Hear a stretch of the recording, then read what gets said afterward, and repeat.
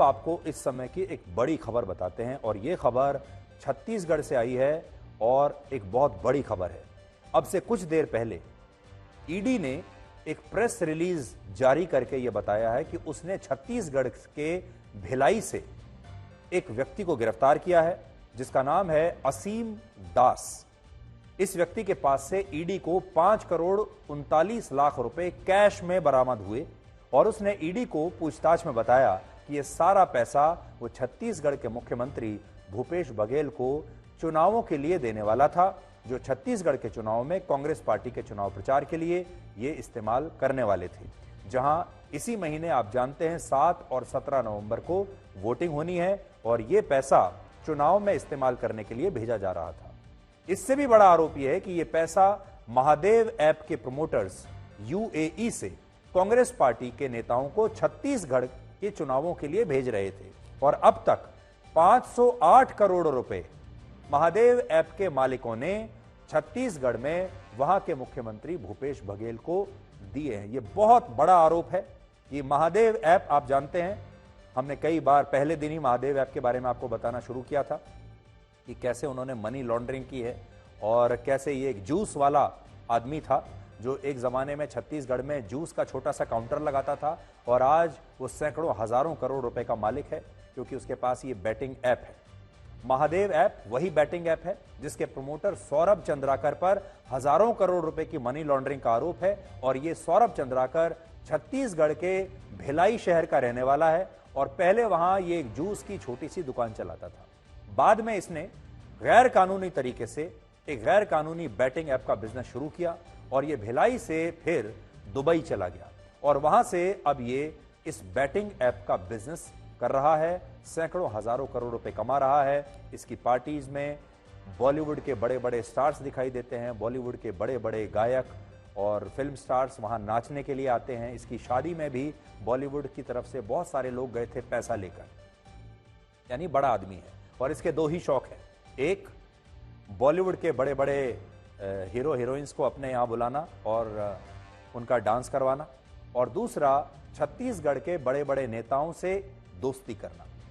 ED के मुताबिक Mahadev app के प्रमोटर्स छत्तीसगढ़ में चुनाव लड़ने के लिए मुख्यमंत्री भूपेश बघेल और कांग्रेस पार्टी की मदद कर रहे थे और इन प्रमोटर्स से भूपेश बघेल को अब तक 508 करोड़ रुपए प्राप्त हो चुके हैं।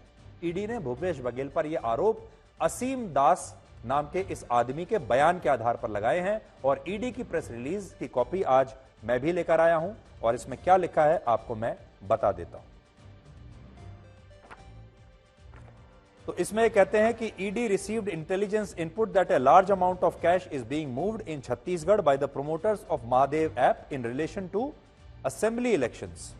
ED conducted searches at hotel Triton and another location in Bhilai and successfully intercepted a cash courier, Mr. Asim Das, who was sent from UAE especially to deliver large amount of cash for electioneering expenses of the ruling Congress party.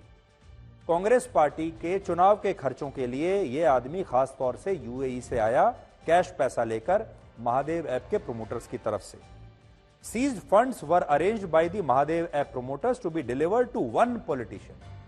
तो ये जो सारा पैसा था वो एक नेता को डिलीवर होना था और उस नेता का नाम है Baghel. Regular payments have been made in the past and so far around 508 crore rupees have been paid by Mahadev app promoters to Shri Bhupesh Baghel, chief minister of Chhattisgarh. ये एक बहुत बड़ा आरोप है छत्तीसगढ़ के चुनाव से ठीक पहले, जिसमें कहा गया है कि महादेव ऐप के प्रोमोटर्स ने छत्तीसगढ़ के मुख्यमंत्री को अब तक 508 करोड़ रुपए दिए हैं। और अब आप समझ सकते हैं कि अगर यह आरोप सही है तो आरोप गंभीर है और अगर दिए हैं 508 करोड़ रुपए तो ये वसूले भी जरूर होंगे या आगे चलकर कोई मुफ्त में तो किसी को पैसा देता नहीं है, ये वसूले भी जाएंगे। भूपेश बघेल ने ईडी की कार्रवाई को बहुत सेलेक्टिव बताया है और इस कार्रवाई पर बड़े बड़े सवाल खड़े किए हैं। तो उसको तो पहले रमन सिंह को कर ही लेना चाहिए था क्योंकि नान में उसका नाम है। सीएम मैडम, सीएम सर कौन है आज तक नहीं पता। पनामा में अभिषेक सिंह का नाम है, क्यों उसकी जांच नहीं हो रही है। तो सवाल इस बात का है कि आप सेलेक्टिव आप कोई काम करेंगे तो जनता पसंद नहीं करती। तो भूपेश बघेल और कांग्रेस के जो तमाम नेता हैं वो ये कह रहे हैं कि हमें सेलेक्टिवली निशाना बनाया जा रहा है सिर्फ इसलिए क्योंकि हम चुनाव जीत रहे हैं, इसलिए अब जो सरकार है मोदी सरकार वो हमें इस तरह से परेशान कर रही है।